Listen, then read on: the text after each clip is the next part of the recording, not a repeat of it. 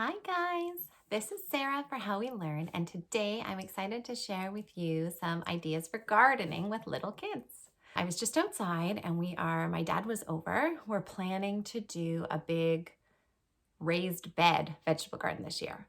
So we've always done a huge vegetable garden since we've lived here, and it's always by the end of the year gotten so out of control. Weeds have overtaken everything. Um, it's really fun in the beginning, and then I start to feel overwhelmed really quick with it all. And the weeds outnumber the vegetables and all the little people out there helping me, and it doesn't get enough water. And it usually ends kind of in like this crazy forest that we have to whippersnip everything down. So please don't listen to me for expert advice on gardening, because that's not really what you're going to get right here. However, we're changing things up this year. I have learned a lot. We've been in the country now for 7 years, and every year we try to do huge gardens, and every year we get better and better at it. So I have learned some things over the years. This year we are doing raised beds, which is going to be a huge game changer, because now instead of having to maintain, we've been trying to put pathways in between and separate the beds a bit so that it's less weeding. But this year we're actually going to do raised beds and have grass in between that can just be cut with a lawnmower. So it'll be a lot smaller for us to try to maintain. So we are doing 4 10 by 4 beds. And we're also doing a cool little greenhouse. Not a full greenhouse, but it has like a plexiglass lid on it so that we can have our lettuce grow all season long, like all year long, which I'm really excited about trying that out as well. I'll be sure to share pictures with you once we get it rolling. But right now it's just a great big patch of dirt, still some weeds from last year, and not too much to see just yet. Okay, so how do you do a garden when you have really little ones at home? This has been a challenge for me because since I've been gardening, I've always had really little ones join me, the age that they really want to be helpful and they want to be with you and they want to be participating, and they need to be supervised all the time. So it's tricky when you're trying to do a big garden and you need to spend a lot of time in it, but you also have little people that need you. And then when they're in the garden, they're pulling things they're not supposed to be pulling and doing things they're not supposed to be doing and stomping on the little seedlings. It's tricky. So let me share with you how I have managed that and how I'm going to manage that this year. First thing is the raised bed. I'm thinking is going to be a bit of a game changer because it'll be a visual border. So hopefully little Nora will know, she'll be able to learn not to step into the garden, that she can sit on the sides and weed and do things like that, but that she can't actually go and step in the garden. So that's kind of cool. So I'm going to start by telling you some of my tips for actually starting seeds and plants with little ones and how I get them excited about the garden, because I do actually want my children to participate in our gardening. It's such great learning, wonderful life skills. I want them to be able to be self-sufficient and know how to grow their own food and to know where food comes from. There's tons of science that goes into gardening, and it's also pretty much pure magic that you can put something in the ground, a little tiny seed in the ground, you add water, you give it sun, you give it time, and all of a sudden you get plants that are producing food that you can eat and nourish your body, feed your family. It's amazing. It's also wonderful for teaching children about patience. In our world right now, if you want something, you can order it on the computer and it'll arrive to you the next day. There are very few things anymore that we actually have to wait for. So gardening is a great opportunity for children to learn about patience and perseverance, and that some things just simply take time. So that's another reason why gardening is great for children to take part in. So when we're setting up our garden with our little ones, we start our seeds inside because where we live, we have a very short growing season. So we need to start a lot of our seeds inside. So we get little pots. We also sometimes use egg cartons. And here's the best trick when you're gardening and starting seeds with little one is to pre-moisten the soil. So we get a big bucket, put the soil in, and then we add water and we mix it all up. So we get the soil at the right moisture level right from the get-go. So that way, when we're planting our seeds, we don't have little ones dumping water in and the little seeds start floating and it's a big problem. So getting the water and soil mixed first is a great idea. Then we have our little one use spoons to help us. And when I was doing this with more, now I only have one little one, but when there was that very busy time when we had a bunch of little ones, we would place the bucket with the soil separate from the tray that held all the little egg cartons. So that way they would walk over, get a scoop, bring it over and pop it in, walk over, get a scoop, bring it in. So that way there was kind of like everybody had space, nobody was crowding, and it worked out really well. This year, the kids are older and then they'll be helping as well. But for little Nora, that's not really too necessary. But using a spoon is really good because then there's not big mounds of soil coming into the little egg cartons. It's just one little spoonful at a time. A second thing to note when you're gardening with little ones is really give yourself lots of time to do the activity. Know that it's going to be messy, so try to do it outside if you can.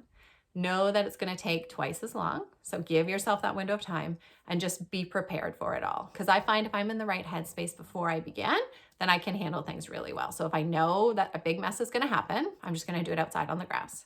If I know it's going to take twice as long, then I'm just relaxed and calm and already know that to begin with. So I don't ever do an activity like this if I know that I have to be somewhere in an hour, because that's just going to stress me out. So it's just a relaxing activity that's going to take a long time. Okay, so once the cups are all filled with all this soil, then we go hunt for a stick. This is a great opportunity for little ones to get up, stretch their legs, take a little bit of a break from the activity. You go find the perfect poking stick and then come back and in for an egg carton, we usually do 2 pokes. And if we have a bigger gardening cup, then we'll do 3 pokes with the stick, and they walk around and they do all the poking for you. After that, you can give them seeds and they can pop the seeds into the holes. So sometimes my little ones do this just to a couple because I like to be a bit particular with this, especially with smaller seeds. I want to make sure that we only get the right number in the holes. So what I will often do is have my little ones do like the squash seeds or something that's big, so it's easier for them to pick up and pop in the holes. So I'll have them do those, and then I'll do the tomato seeds and the small seeds on my own. That works best for me. So that's what we do. Then you just kind of brush the soil over top and you're set and good to go. We use like a mister at this point with the seeds to just keep them a little bit wet. That's great to do with kids. Just a squirt bottle kind of on the mist setting so that there's no glug and water in. They just kind of mist them and that's it. That's all. So nice and easy planting those seeds with your kids. If you're doing it outside, then you can just do that exact same thing, but do it right in your garden to begin with. So now you have this big, beautiful garden in your backyard. It's all set up. You need to spend time out there. I find in the heat of things, when things are really roaring out in the garden, I'm best if I spend about an hour or an hour and a half out there every single day. That's a lot of time. Of course, we do a really big garden and it's something that I really enjoy. So your garden might not be anything like that. But if you're trying to do a big garden or grow some food for your family or be a little more self-sufficient, you're going to need to spend a lot of time out there.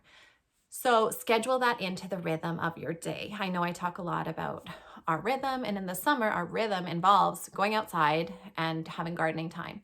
So I try to have a patch of time where it's just me out in the garden. That's great for my mental health. It's me time, and I can do the activities that I want to do just on my own in a particular way. And then I have another large period of time where I'm out there with all my little helpers.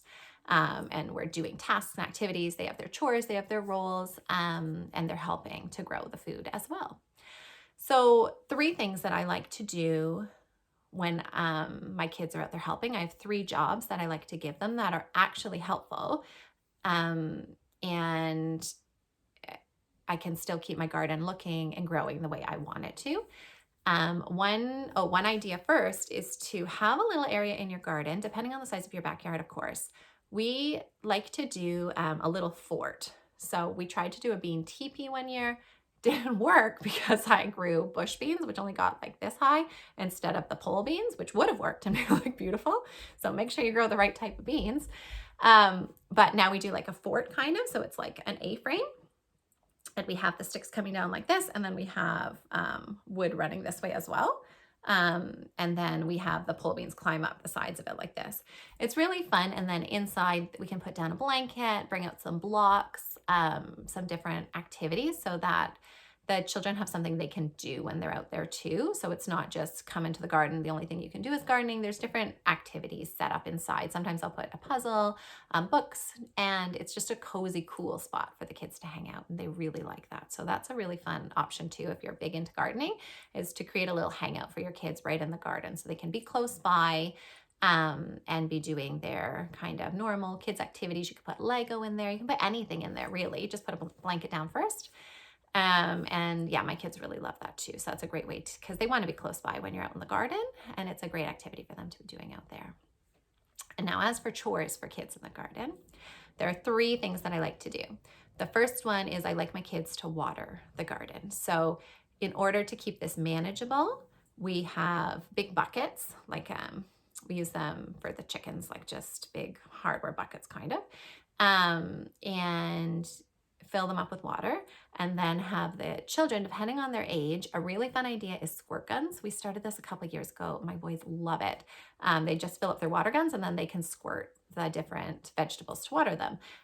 You need to be careful if they're still seedlings that the squirt is not too strong, because then it'll like plow into the soil and that's not good. But especially once the plants start to actually grow, then the squirt guns are lots of fun to water.